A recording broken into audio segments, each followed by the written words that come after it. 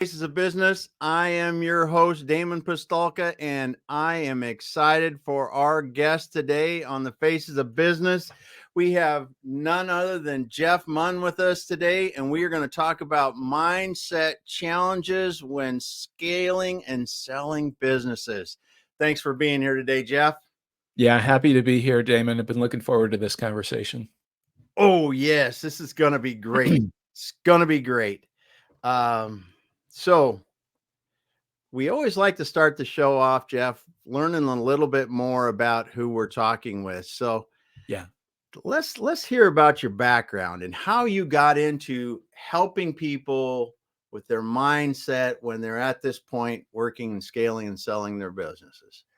Yeah, the mindset work goes way back. I started out as a compulsive overachiever, and so as a kid, my dad was an athlete and I was not an athlete, and I figured out I was pretty good at school, and that's kind of how I got my sense of meaning and purpose, at least when I was young, um and it didn't serve me very well. I mean, I ended up always asking myself, well, what would the highest achieving thing be to do?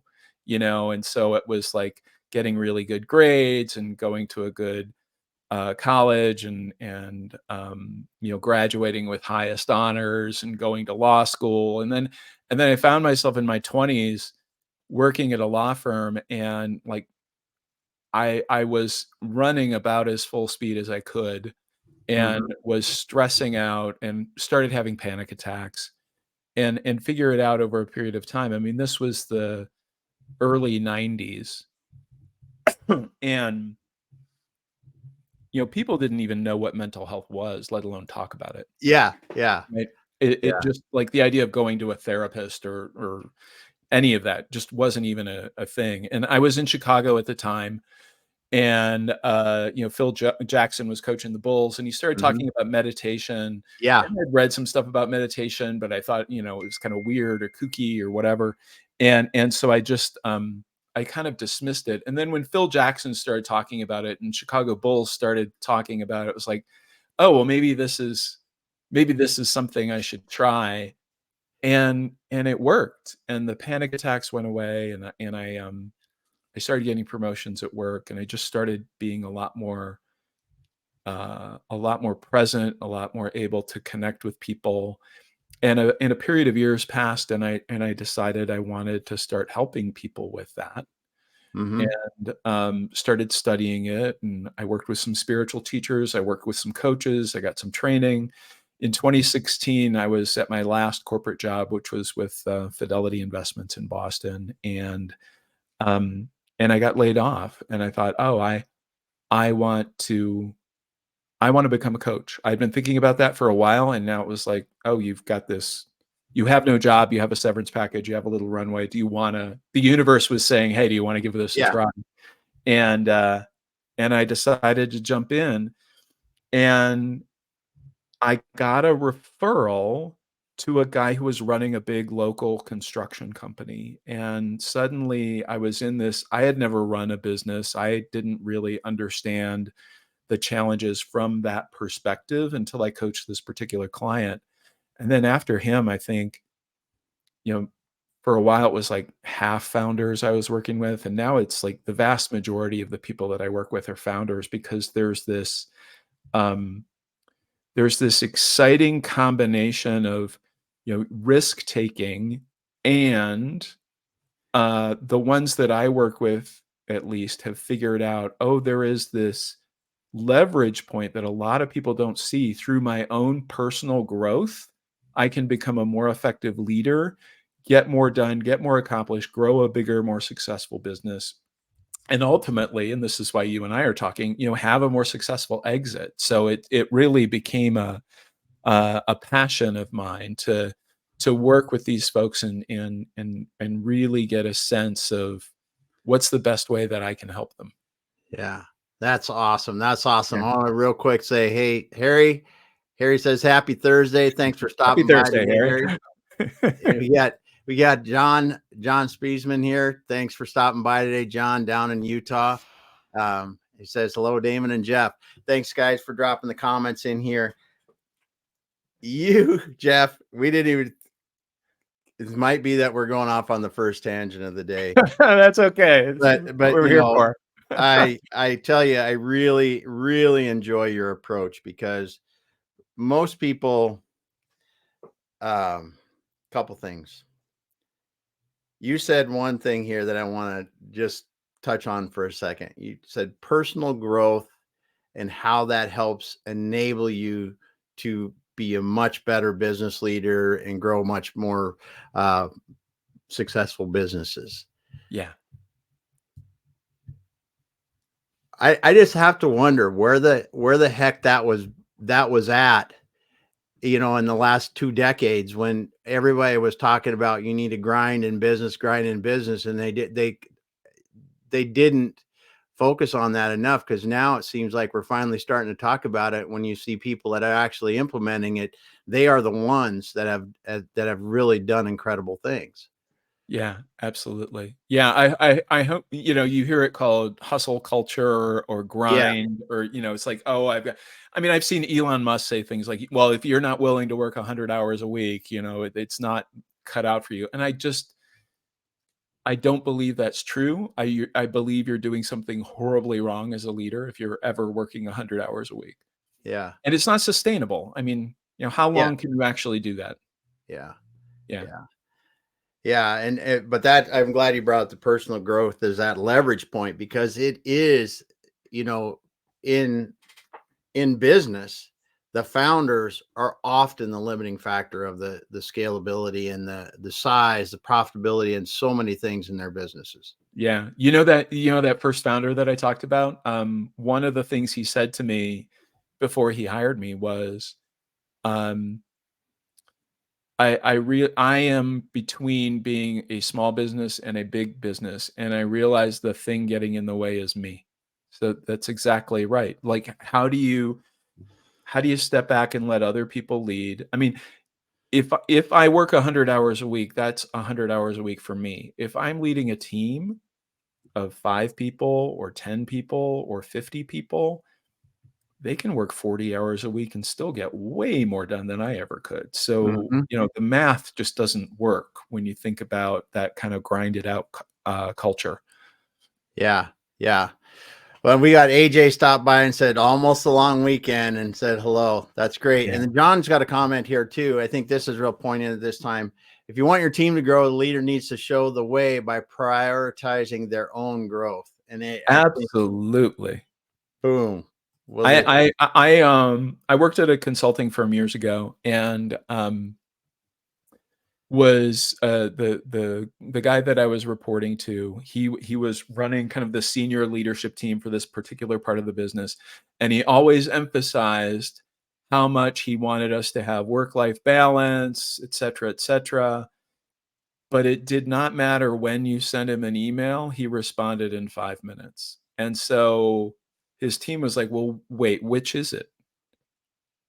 Am I supposed to have work-life balance, or am I actually supposed to work like how my boss works? And so he Mhm. was not a very good example on that front. Yeah. Yeah. Yep. Well, it is interesting to see the differences that when you do, as a founder, as an owner in the business, make that switch though, and Mhm. really work through those things. And we'll talk on that a little bit more. Now, one of the things that you do, which I think is really, really interesting, is you're working mostly with founders that are scaling and going to be exiting someday, however they're going to do it. Yeah. So one of the things that I've always thought about, when someone comes and says, well, I want to do this, Mhm. and when you ask them, I say, are you sure? Yeah. And Yeah. they look at you crazy, like, well, of course I do. And so, you understanding mindset, understanding people going through this situation, talk about that a little bit, and just the fact that this is going to be a challenging situation. Oh, yeah. Yeah. I mean, it's hard to prepare for someone for what they're going to go through until they're actually going to go through it. And it's not just the hours. The hours are somewhat manageable depending on your own leadership style and how effective a team you've built. Because if you've got an effective finance team, if you've got Yeah. other people, they can carry a lot of the heavy load around that stuff. But it's the psychological ups and downs. One day you think you've got a deal, and then like the next morning you get a phone call, nope, they're out, or they want this, or what about this, or they feel like you were trying to deceive them. All of these things that keep showing up over and over again. And it's so hard to keep a level head when you're in the middle of it and you're thinking, I worked 10 years, 20 years, 30 years. I get one shot at this. Everything is riding on this, and I've got to do it right. And moment to moment, you don't know where you are in the process. It's tough. Yeah. Yeah. Yeah, it is really hard to describe unless you've been through that with someone or been through it yourself. That's for sure. So what we're talking about you for a second, and I Yeah. think I'm gonna know the answer or got an idea, but what are you most passionate about in business today? You've had a lot of things you've done, but what Yeah. what really gives you the most joy, satisfaction, gets you up in the morning kind of stuff? When I can help someone see that a lot of the most difficult things in their life, they are making up. When they really get that, oh my God, that nothing like it. That's why I do what I do. That's awesome. That's awesome. Yeah, yeah. And that is hard to do, but once you do it and you can kind of catch yourself a little bit after you've done it a few Right. You get million better times. at it. Get Catching better at it. yourself. Yeah. It's like, oh, I'm doing it again. Oh, Yeah. okay. That's not actually happening right now. Yeah. Yeah. Yeah, that's awesome though, because especially in the situation where you're scaling, you're in that mode of trying to get things ready, you're getting the business is growing rapidly, and then you're thinking about the exit. There's just so many things that you're going. We're taught in business that we need to anticipate and prepare. Right. And there's a fine line between going, am I anticipating or am I driving myself crazy with stuff that's never going to happen? Yeah. Is it Eisenhower who said planning is essential, plans are useless? There you go. And a lot of yeah, you need to like have some contingencies or some general thoughts. But a lot of that stuff, like I'll get into conversations with people about, well, this person isn't working out and I need to I need to let them go and I need to prepare for the conversation and blah, blah, blah, blah, blah. And they'll create this like script. And I'll talk to them afterwards. And it's like, how long were you actually able to follow the script? And I was like, oh, we were off of it in the first like 30 seconds, And Yeah. then we just we have the capacity to figure it out. And that's what we're doing most of the time. Yeah. Capacity to figure it out. Yep. Awesome. Awesome. So when you're start out working with these founders, Yeah. what what is the most common thing that they say? It's like, is it, they're coming to you, they're saying something's not going right. Right. It's usually something along the lines of, I need to stop getting in my own way. Uh-huh. Sometimes it looks different than that. Sometimes it's like, I can't find good people, or it will look like this is something outside happening to them, but it's really, no, you actually need to figure out how to let go and give some people some general direction, and then hire someone who knows more than you about finance, about product, about sales, about, operations, whatever it happens to be, and let them do a better job than you ever would have.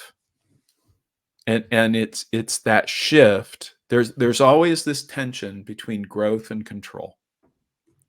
Ah, And if you want control, that's fine, but you're going to limit your growth. You're going to get stuck in that 100-hour-a-week paradigm. There's only so much you can do. If you're hiring someone to do something exactly the way you would have done it and then micromanaging them, you really haven't accomplished much. yeah. But man, to get a good finance person or a good salesperson and just let them run, Mm-hmm. that's when things really start to happen. Yeah. So when you're helping these people in the scaling portion, Yeah.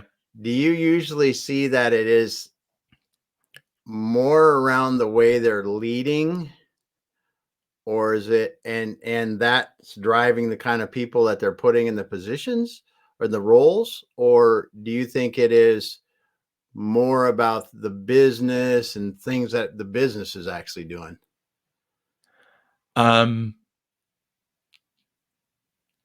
Well, my immediate response is it's around how they're leading, and not so much about how they're leading, but the identity or self-image from which they are leading.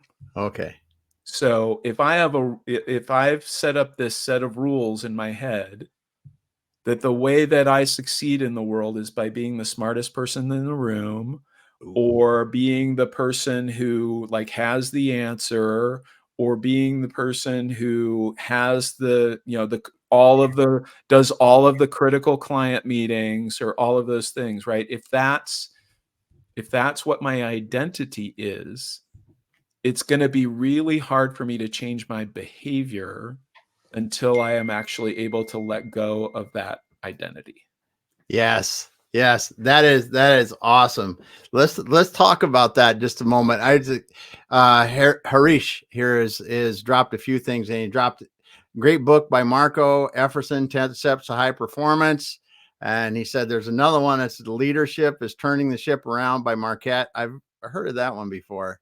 I've heard one called Turn This Ship Around. That might be the same book. I'm not sure. Yeah, Turn the Ship Around. That's the one I Yeah. think I'd heard Yeah. too. Yeah. And the It's a great book. he also mentions the 6 pillars of self-esteem. I need to I leaders need to have know I know some of Nathaniel Branden. I don't know that particular book. yeah. But yeah, I mean, it's all of And these things generally are pointing at the same issue, that yeah. it starts with, how are you showing up in the world, and what are the stories you're telling yourself about yourself? Yeah. Yeah, it is in that identity. God, that identity, it's in our ego as founders. I mean, it Yeah. just gets in our way so much. Well, it's ironic, right? Because it's this dual-edged sword, right? Because if we didn't have that ego in the first place, we would have never started the business. Yes. Yes. And that's the thing that gets in the way of actually growing and scaling and ultimately selling the business. Because every step of the way to do this successfully, the owner has to step away one step at a time. So by the end, and you confirm this for me, Damon, but to maximize the value of your company, you need to be completely unnecessary to it. Yep. And that's terrifying. Like, why did I start this business if, it's Yeah. You said it well though. That's what they need to start the business, and the transformation this identity that was the reason they were successful in those initial years and got them there, because they often were the smartest one. They had the answers. They did know the critical path, or they right. did have those sales relationships that really grew the business. But there's only so much of them to go around. And as you talked about earlier, working 100 hours, you can work all the hours in a week and you're still not going to be able to scale your business like a good team would. Right. Exactly. Exactly. Yeah. And how do I build it? Like, these people, first of all, they're human beings, so they're complicated. and they have ideas, and those ideas are different than mine sometimes. And like, well, wait, what do I do with that? I'm the one with the great idea, and they're coming in and wanting to change things. Yeah. Yep. That's yes. Yes. Well, you hit it so well though. That's what starts that whole ego identity, all that stuff, and then that transition. If you can't make that transition, that's where you see these businesses just plateau. It's like Yeah. that's where it is. And that's fine, Yes. as long as you don't want more and you're like frustrated that you can't get there. Yeah. Yeah, I Yeah. mean, there are a lot of, solo entrepreneur businesses where it's more of a lifestyle thing, and I wanna do this a certain number of hours a week, I wanna do work I enjoy, I wanna make a decent living. Great, but that's, your clientele, that's not what we're talking about. Yeah. Yeah. Yep. Um the was Harish said asking is the hardest task. Leaders are nervous about diluting their authority. Yeah. Yeah, yeah. Yeah, That's and what do I mean, all of the most current leadership thinking is around how do you give away as much of that authority as possible? How do you make that authority as close to the client or the customer as possible so that the people who actually understand the situation are the ones making the decision? yeah. Yeah. Yeah. And that's one thing that I've always thought that data helps. Mhm. Not that numbers are for everything, but the data really helps because you know the founders often aren't data driven people. Right. And if they can make that transition into relying more on the data telling them, hey, our sales numbers are this, even if they're selling a different way than I am, they're still successful.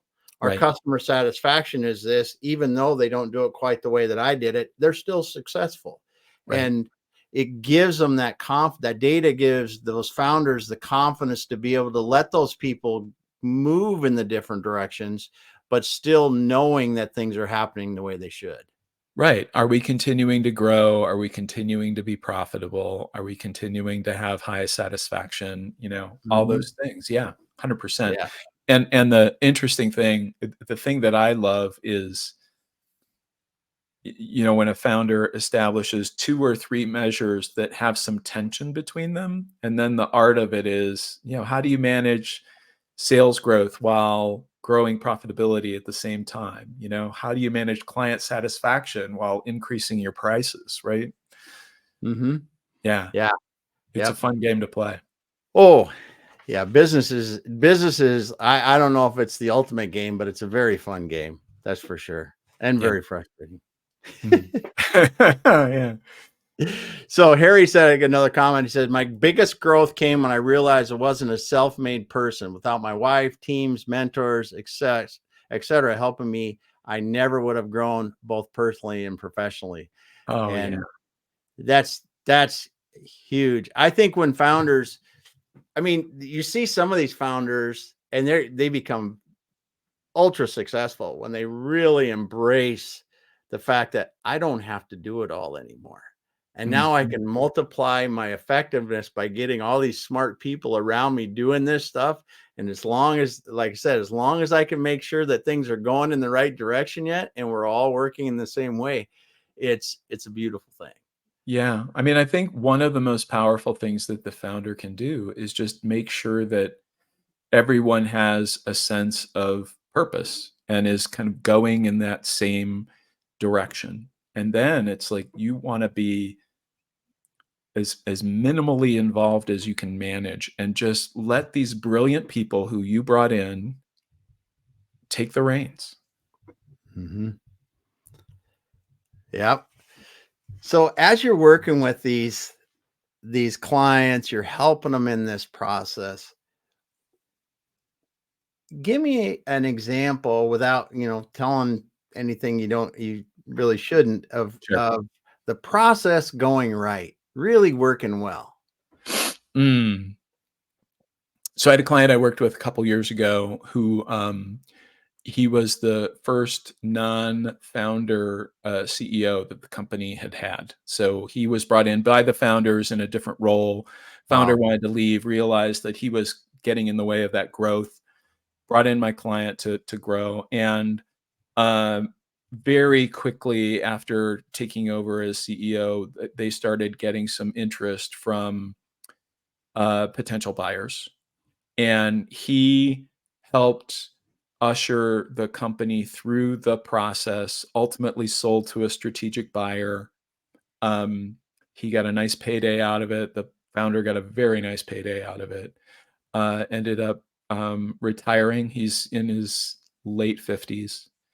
And what I admired about him was that during the process, there were some ups and downs, but he had done enough work on himself that he wasn't like, there weren't these wild swings, and he was really great at involving his team and Yeah. just, this is what the finance people are asking for. This is what this group is asking for, et cetera, et cetera. And it was, start to finish, I think it was about a 3-month process. And he worked about another 3 months and agreed to part ways. Yeah. And he's still not quite managing the retirement piece of it. And that's another, topic that you and I have talked about. Yeah. But the process of the sale and going through all that was remarkably smooth. Yeah. And if you're going to ask the converse, I can. Yeah. Yes. Let's hear the converse of it, because that is not typically how things go. No. And I had another client who it was hard because everything felt like a fire drill. Part of it was out of her control because she had lost a couple key people, so she needed to be doing more in the process than was ideal, and she recognized that. And so part of it was just her own capacity to kind of soldier through, but there was a kind of antagonistic outside investor involved. There was lots of dissension on the board about what the right thing was to do and when. And it was just a grind. And every conversation that we had, she showed up kind of out of breath, and like, these were all the things that were happening, and this was the drama that happened at this point, and now it looks like this, and now it looks like that. She did ultimately get through it, so it was a success from that point, and she got more than she anticipated as a sale price. But I also think she's probably more. It was ultimately a private equity investor, and I think she's probably more involved than would be ideal going forward. Yeah. So that's more of a mixed result. But as far as the actual grind, the marathon of that was really hard. And it was really hard for me to watch. Oh, yes. Yeah. Yes. I mean, and this is what people that are getting ready, and you said this was an investor-based investor buyer. Yeah. The difference in what you are going to have to do when you sell to an investor compared to another private individual or a strategic that's in the business is night and day. And when we're talking with clients about that, and they always say, "Oh, I'd like to, sell into private equity or something like that," or if they're a little smaller, maybe they'd say search fund, but they really don't understand what that entails and the preparation it takes to do it without it being a fire drill. And not just the stuff, them getting the records together, all that, because that's like baseline stuff. It's like saying I make a high quality car. Yeah. If you're not doing that, you're just not in business, right?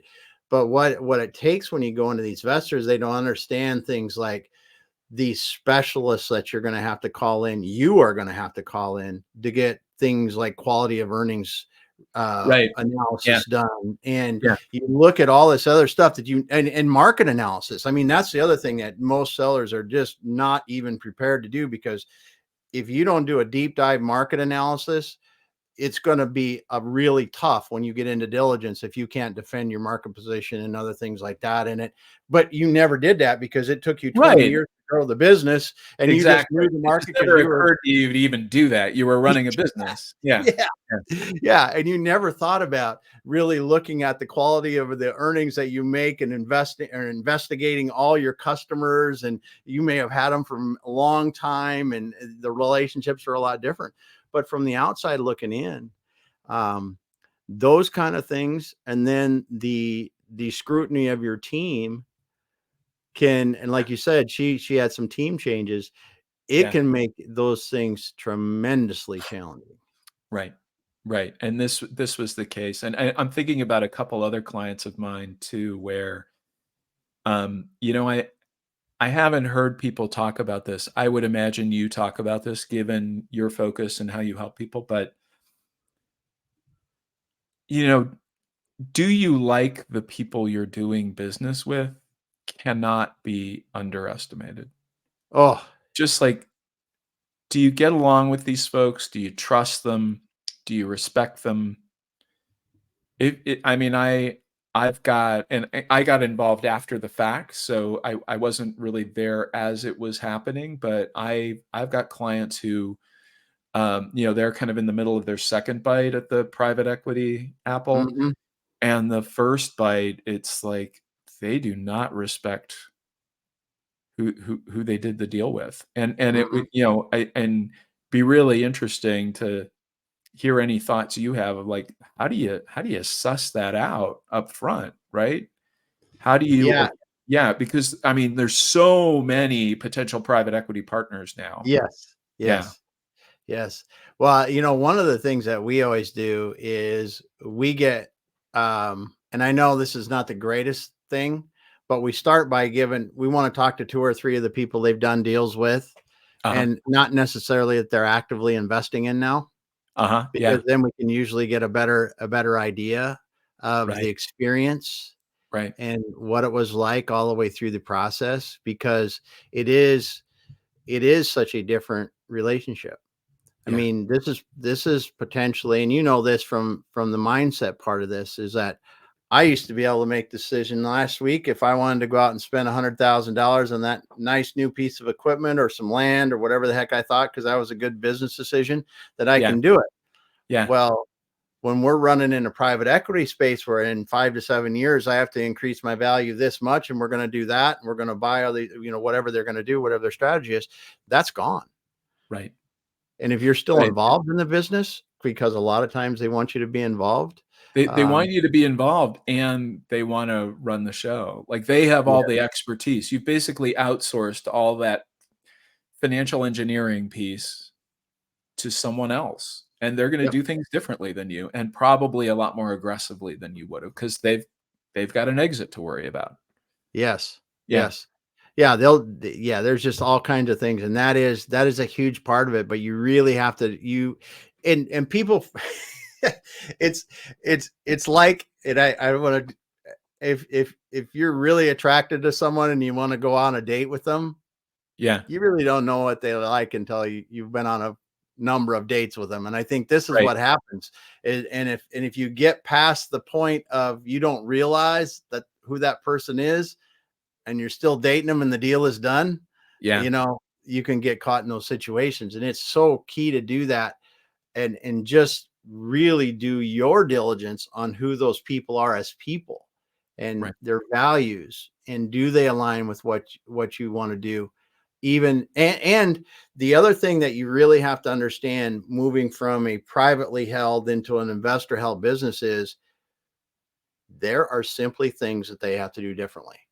yeah, You can't, I mean, and I'm not, I don't know this 100%, and someone can prove me wrong day in and day out.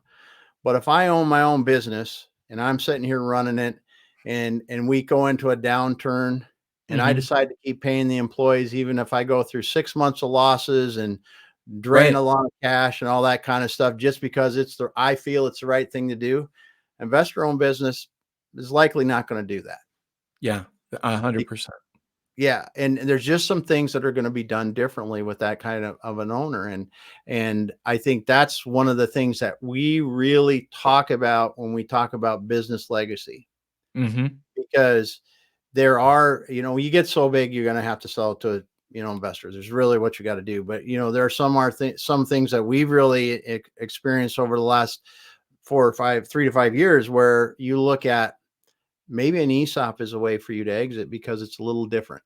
An Hmm. employee-owned option is really and it works out nicely in some situations because Yeah. it doesn't put a lot of those pressures like the financial buyers do.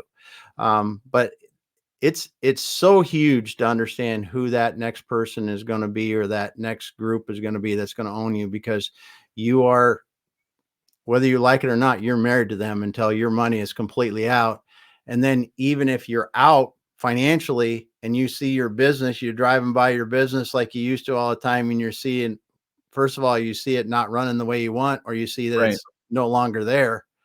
Does Or that or happen? that or that the people that worked with you for 10 or 15 years before you decided to do this are all gone, right? Yeah. Like there's this really interesting tension that I've seen some owners go through, where it's like they recognize the financial buyer can pay them a lot more, and they're trying to kind of thread the needle between, like, how do I get my payday and still protect my people? And it's a really hard Yeah. one to manage. Yeah. It is. Yeah. It is. And yeah, here, Jeff, we got some good comments here. I gotta hit this because uh John, great discussion. How not to sell your Oh my soul, you gosh, yeah, sell your well put. business. That is the truth. That is the truth. Yeah. Well, Um, and we talked a little bit about, like, after, yeah, like, okay, I got the big check, and now do I feel like I got screwed over, or do I feel let down? Or and if you are able to get through the process without feeling like you sold your soul, the chances of you coming through that and feeling decent about it are a lot higher. yeah, Yeah. yeah, yeah. That fit, that oh, the fit is just so critical. Yeah. If there's anything, and then after it's done, you will, if it's the right fit. When you see deals that are done that it is the right fit, it's so much better because you see it. Great. Yes, nobody gets exactly what they want in a business sale. Right. Buyer, seller, nobody does. You're going to end up somewhere in the middle. As long as that is somewhere in the middle, you're good there. But when you see a year or more down the road and you see people are still smiling and happy, Yeah. that's the good thing. Yeah. I walked into an acquisition of ours, one of our clients, just a month ago or so, and the founder of that business that my client acquired still works there. And Oh, wow. I talked to her for a moment about it, and she was very happy. She said, "I feel like a weight has been lifted off of me, and I was a little bit uneasy at first, but there were some things that have happened in the meantime that have made me Mhm. feel like this is the best thing I could have ever done." And I'm like, Oh, "Oh that's my goodness." fantastic. I'm like, "Oh my Yeah. goodness." And then out And of that's why you do what you do, right? yeah, yeah, Yeah. it's like when you put these good combinations together of buyers and sellers and stuff, there's really nothing like it, and it is such a sweet thing, and the mindset of that person that's selling that business, they really have to be ready for it, like you said, because there is for a lot of them, there's a time where I'm going at 110%, and it goes to, I don't have to get out of bed tomorrow if I don't want to. Right. How do Right. you how do you do And you talk after to about people like that? I mean, do you Oh, yeah. work with them like And that? after about there's like a 3-day, "Hey, I got the big check," and and I've I've had clients go through this, I've talked to friends who've gone through this, and then they realize, 3 days after, it's like, my life isn't really going to change that much because of the money. Like, I still have the same spouse and kids and family values and the values of the person. Like, that's not fundamentally going to change. But now I have this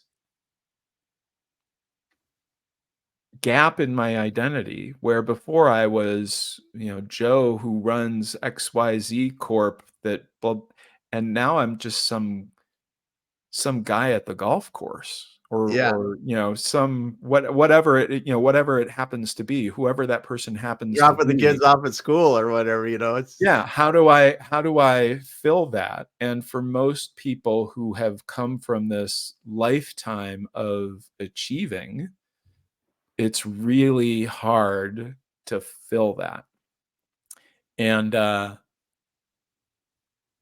and what I've seen some people do is they realize, sometimes they realize before the fact.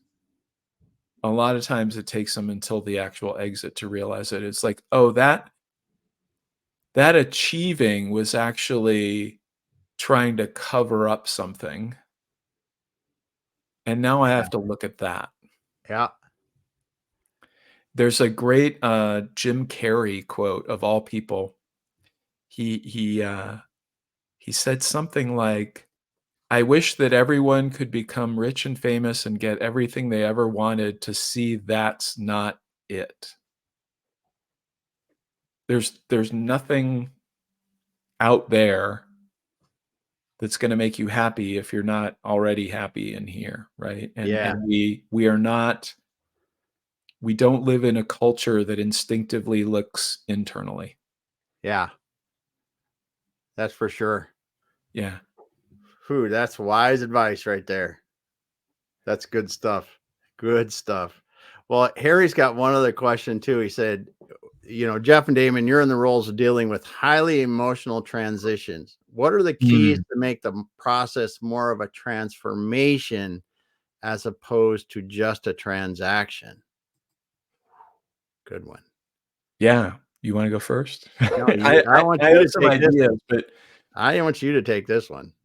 I think of transformation. There's a lot of talk about transformation as if it can happen, like that. And I think of transformation as like it's a long journey, it's a long process. It's normally not one big, huge insight and then everything changes. It's like little, like almost little thought bubbles popping. It's like, oh, Yeah. I'm working too hard. Oh, I could hire a really good finance person. Oh, if I just let them run with things, they do a better job than I do. Oh, and so on and so on and so on. And the earlier you can start that, I think the better any ultimate transaction is going to turn out. Yeah. I agree 100%. It is that transformation. It's wonderful to see. Mhm. Wonderful to see when founders or owners really, or even just the highest level executives start to realize that if I continue to get smart people around me, let them do what they need to do, but understand how just to whether it's through however you do it, Mhm. understand that the business is running the way we want, even though they're doing it the way they do, which could be I know nothing about, could be Right. completely different than I would doing it if I was doing it. But if we know things are going right and they continue to build that team and allow them all to do their best work, that when you see someone going from the person that was running around trying to know Mhm. every single person and what Yeah. everyone is doing, and that's what they're doing all day. And that's what it feels like to me. It just feels like static on a television or something, Right, right. It's They're, just kind of activity for the sake of activity, oh right? Just yeah. ugh. And Yeah, then when you see them, say see them 2 years later, yeah. when they've got that team, when they go, well, I don't know. What do we need to do here? And they're looking at their finance person or their operations Yeah, they're person. like, "Oh, that's Mary's responsibility. Yeah, Let's see what she thinks." Yeah, yeah, yeah, exactly. And they're coming into the office. They may come into the office at 9, 10 o'clock in the morning, and they may stay until 2 in the afternoon because they're going to go meet some other business people or do whatever they're out doing right. their thing in industry stuff, or maybe they're just doing whatever they want. And you see that transition or transformation, as Harry said, Yeah. from I can't leave the business because I'm like that to I don't really know if I'm going to come in today Right. because I got it handled. Right. It's going And to run better than I could have done it. I have worked with so many people on this where it's this, I mean, I had a client who literally said, "My name is on the door," and it was actually his father's name, but still. Mm-hmm. Um, so I need to be the first one in and the last one out. Yeah. And there's that, I have to be here in case, I have to be here in case people need me. I have to be, and the way I'll flip it is, so are people going to learn more if you're there or if you're not there? And they have to figure it out. It's like, oh.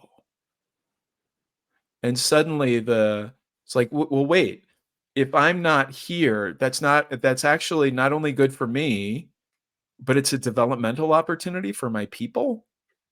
That's a total shift for people. Yeah. Yep.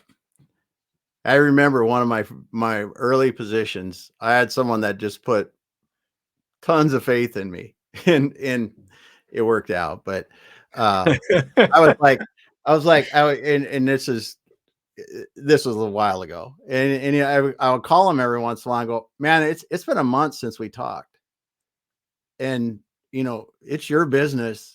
We haven't talked since the last board meeting. Yeah. You're off going around the world. He said, you got it. I know you got it. And I'm like, oh, Yeah. So you sure about that? yeah. And when you get that kind of trust between the founder and their team and other things, and they can be doing the big things or doing other things that can help what they want to do, it is that transformation that we're talking about. And then that transaction that happens at the end of it, they really begin to they've made that transition, first of all, that their identity is not the business anymore or them in that business as Right. much. Right. And that transaction, whatever that is, hopefully to the right buyers and all the other things we talked about, is much easier for them because they see their legacy moving on beyond them, I think. Oh, yeah. Well, and they've created a culture, and they've attracted people who actually want to be leaders, Yeah. not people who just wanna be told what to do. Yeah. Yeah. Huge difference there. Huge Mhm. difference in the kind of people that you want to attract there. Yeah. Man, so great talking to you today, Jeff. Just so Yeah. great. I really So enjoyed great. this. Yeah. Yes. Thank you so much. What you got coming up? You got some new stuff coming up? You got book coming out? Anything like that we want to talk about briefly before we get off? Well, no book yet, although I'm always playing with that, idea. I've got a couple, programs that I'm in the process of putting together, one a little bit earlier. Um, enjoying the exit. Like, if people are really wanting to know, how do I actually engage in some of this mindset work to ease the ebb and flow of the Yeah. process of going through an exit. I mean, I think the idea of enjoying it is pretty radical for most people, given the typical experience. Yeah. And the other thing, and I'll probably do this early 25, just because so many deals close at year end. Yeah. Um, I'm fascinated with the idea of what I'm calling an exit detox. So you come through this, and it's just like you need some recovery time, right? You need to kind of, you're in a lot of ways, your body is addicted to, like, the motion and the 80-hour weeks and the fire drills, and when that's gone, it's hard. And then Yes. how do you settle your system enough so that you can actually begin to think reasonably and a little bit more, holistically about what's next, instead of just what I've seen so many people do is they finish selling one company, is like, I don't know what to do. I guess I'll go build another company. I'll make it bigger this time, so the exit is better. And it's like, it's just kind of fallen into the same pattern again. Mm-hmm. And maybe that's exactly the right thing for you. Yes. And so, but you got to give yourself a little bit of time to actually get some distance, get some perspective, and then think about, what is it that I actually want to create next. Yeah. Yeah. Yeah. Good stuff. Good stuff. Well, Jeff, if someone wants to find you, contact you, what's the best way to reach out? Well, I'm pretty active on LinkedIn, so connecting Okay. on LinkedIn is a great way. Email is jeff@jmunn.com. All right. Happy to connect with people if there's anything that sparked your interest or resonated in this conversation. Would love to have a conversation. And I just I'm really fascinated by this whole journey every step of the way, especially as it relates to people continually stepping back from, it's like you start with this great idea, and then how do you enroll people in that and let them take over and let a little bit more of that, a little bit more of that, a little bit more of that, until ultimately you can sell your business and think about what you want to do next. Yeah. Yeah. Awesome. Awesome. Well, thanks so much for being here today, Jeff. I want Yeah. to thank Thank you, Jenna. Harry and John, AJ, Harish for being here today. I think I've got everybody. God, we got a lot of good comments. Thanks so much for all those comments. If you got in here late and didn't hear Jeff from the beginning, you can get on any of the platforms where it's at, on LinkedIn, here on Facebook, on any of the other ones, YouTube, and start from the beginning. It's worth the time. Take the time to listen to it. And as Jeff said, if you want to reach out to him, connect with him on LinkedIn. Awesome stuff. Thanks, Jeff. Thanks everyone for being here. We'll wrap up offline. All right. Take care.